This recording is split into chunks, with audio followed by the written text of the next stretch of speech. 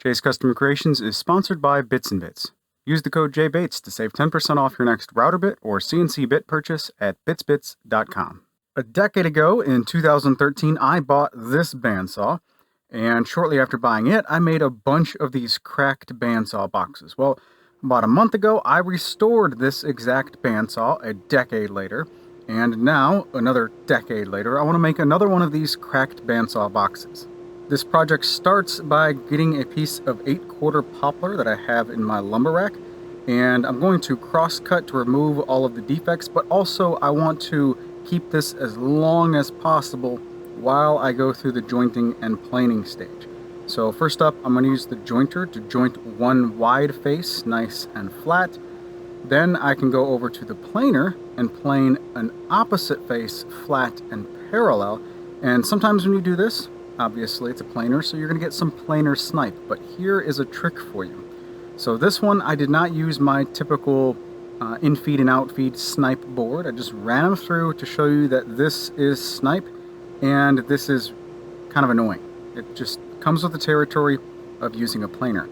However, if the interior of the board, or the center area of that flat face, is nice and flat and parallel to the reference face that we just established at the jointer, if that's the case, then we can go right back to the jointer and get rid of that snipe, making sure that we only reference off of that center area of the wood, of the wood, and not the ends where that snipe actually is. One absolutely satisfying byproduct of a properly tuned and calibrated jointer is when you try and lift the material off of the outfeed table and it's kind of like suction cupped to the table. That's when you know it's really, really flat. One final trip back to the miter saw to cross-cut the 3 pieces that I need for the glue-up. The idiot donkey strikes again. Yesterday I forgot to turn my microphone on, but today I can read, so today should be better. Regarding this template, I have absolutely no idea where it originally came from. This is not my design. Somebody else came up with this years ago. But all I did was print off this particular image, scaled it up just a little bit so that it took 2 pieces of paper, regular letter size paper, and then stuck them together. The overall height, while I was shooting for, was about 13 inches. I have a 14-inch bandsaw, so that kind of just made sense. And when it comes to aligning these templates that take multiple pieces of paper, the easiest thing to do is tape your first piece up to a window, and then you can very easily align the second piece on top of that, making sure all of the geometry on both pieces of paper line up appropriately. Here's a feature that I wish more clamp manufacturers would implement, and that is these articulating handles. Yes, of course, you do not need articulating handles to crank down on it so aggressively that the bars bend and it just super, super over-tightened. No, that's not the point here. The point is to take a little bit of pressure off of your wrists. If after a long day your wrists are a little bit sore and not what they should be, I guess you could say, this is kind of a comfort convenience.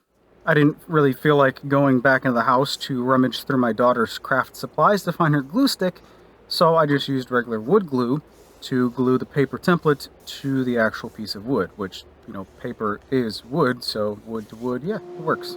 Now the absolute fun can begin. I'm using a 1/8 of an inch wide blade on this bandsaw. It has a maximum throat capacity of about 6 inches, which is why I used 3 layers of 8/4 material. And like I said, it's a 14-inch bandsaw, so about 13-inch height on this particular design works out quite well. There's a lot of waste here. I kind of glued together way more material than what I needed. However, this particular board that I was working with was kind of one of those oddball boards that, like, what else were you going to do with it, kind of a thing. So I'm okay with the waste here. It'll heat me up quite well in my fire pit. A bandsaw is one of those things that is kind of sort of like, you know, once you learn to ride a bike, you know how to ride a bike forever. But it's also kind of a skill going around corners that if you don't use it, you lose it, right? There's a lot of things in life. If you don't use it as you grow up, you lose that kind of agility or athleticism. Well, same with being precise with corners and curves on a bandsaw. I used to be really, really comfortable and precise on a curve cutting bandsaw because I used it all the time.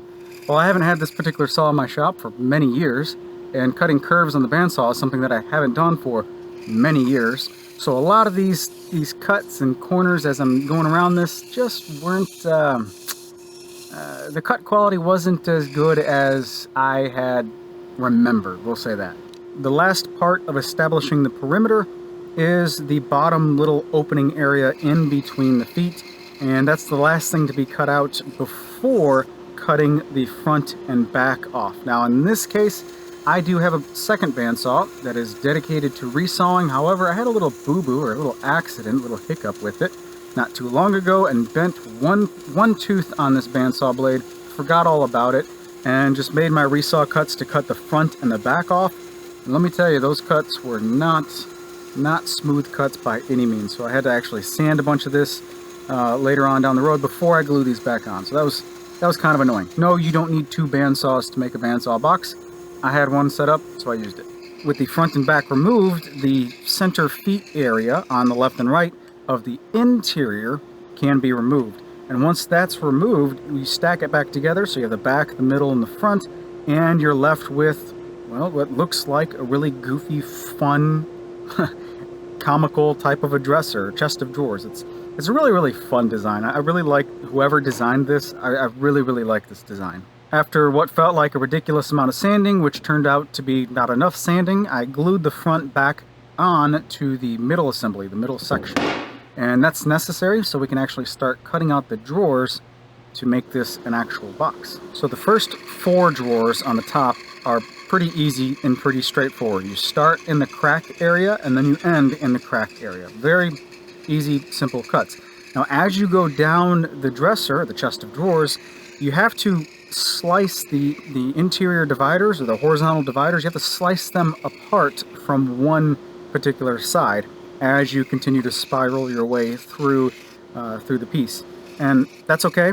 That's just, you know, what has to happen on a bandsaw box. We're going to glue that together in the next step anyway.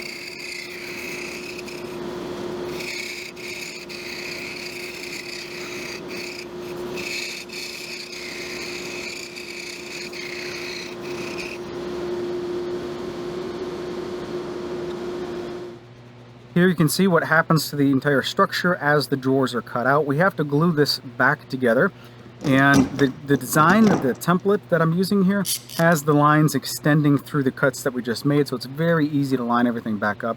A little bit of glue, 16,000 clamps, you know the routine. Just like with the main carcass or the main assembly of this box, all of the drawer fronts and backs need to be removed. I learned my lesson with that bent blade on my resawing bandsaw, so I resawed everything here at what I'm calling my curve cutting bandsaw. No problems whatsoever. And speaking of no problems, I really want to make sure that I remove the material making a drawer and not a lid, I guess you could say, for each one of these drawers. So I'm putting them back into the carcass, making sure that everything's in the correct orientation. Then I'm striking a line on the top of the area that needs to be removed. Now, once the line is there and I know for sure what is the top, I can focus on removing the inside. So for demonstration, here's the material that I kind of need to remove on this particular drawer. Then one by one, we go back to the bandsaw to cut out a bunch of more material once again. This is all just dishing out the center section. You don't really need to draw some guidelines unless you just really want to. Kind of eyeballing it at this stage is plenty good enough. Remember the drawer fronts and drawer backs that we cut off a little while ago? Well, we've got to glue them right back into place. That's the story of a bandsaw box. Slice a little bit off, slice out the interior, and glue it back on. With the drawers and clamps and the carcass out of clamps from the last glue up, I'm using fast setting glue, by the way. The back panel can be glued on, and here's where you're going to run into some alignment issues. Remember when we cut out all of the drawers, we had to cut right through those horizontal dividers as we worked our way down the bandsaw box. And when we cut through those dividers, we removed a little bit of material from the width of this box, equal to the kerf of the bandsaw blade. Well, that removal of material is eliminated when we glued it back together, and that means the center section is actually more narrow than the back panel is that we cut off previously. So here's where things won't really align all the way but don't freak out, perfectly normal. It is a new day, all the clamps are put away, the drawers are installed in the carcass, and at this point all of the drawers are now inset drawers because we removed the front and back of each one of the drawers and then glued them back into place. Therefore, we have two kerf thicknesses or kerf widths from the bandsaw that we actually removed from the front and back dimension of each one of the drawers. You can leave it like that if you want. If you want inset drawers, you're basically set up, ready to go. I don't want inset drawers. I want the drawers to be flush with the front face of the chest of drawers. So instead, I shoved some paper towels into the cracked area up at the top just to stop those 2 or 4 drawers from rattling around, while I went over to a belt sander and sanded the front face frame, or the front face of the chest of drawers, flush with the drawers inside. Now, the easiest way to check your progress is the paper. Is the paper gone? If it's not, keep sanding. Sand it until all the paper is gone, and then you know everything is nice and flush and sanded. While I'm over here at the belt sander, might as well take the time to sand the top arch nice and smooth, as well as the entire side of the chest of drawers on the little drum or the outside wheel of the belt sander. Remember when I said if you don't use it, you lose it, and I wasn't really hyped about the quality of my curves around this, too much starting and stopping? Well, here's what it looks like when before it's kind of blended, and you can really see just how inconsistent I was going around the corners.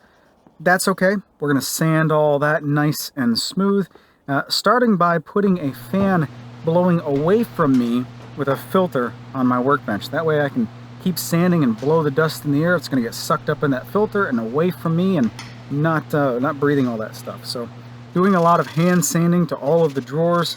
I put some sandpaper on a wooden block to sand the flat faces, which basically was just the inside of the little cracked cuts. And then there's some more sanding, a little bit more sanding after I was done sanding, and then I sanded a little bit more, and then some areas actually required a little bit of rasp work because I didn't line things up properly, and then I sanded a little bit more after that, and then I did a little bit of sanding, a little bit more sanding, and then the next step was back to the rasp to round over the inside faces of, or inside of the openings on the carcass itself.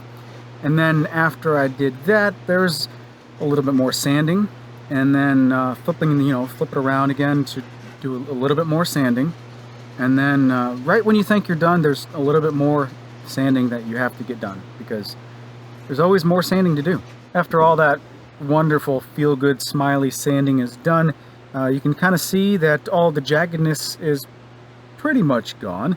All of the perimeter of the drawers kind of just falls into a blended shadow, which is really, really nice.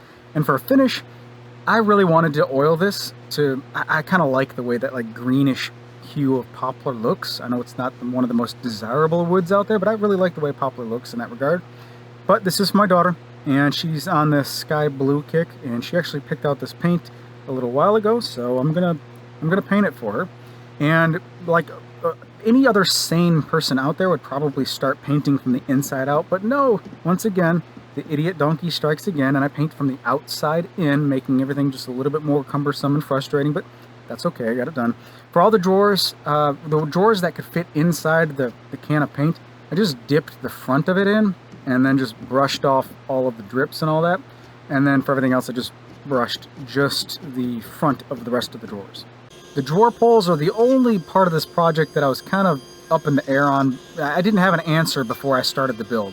So my thought was to just kind of lean on what I did in the past, and that is mill up some poplar that is 1/4 inch thick, 1/4 inch wide, however long it needs to be for each one of the drawers. I did that, put some kind of in place visually, and I just wanted to go a different route. There just wasn't anything special about it.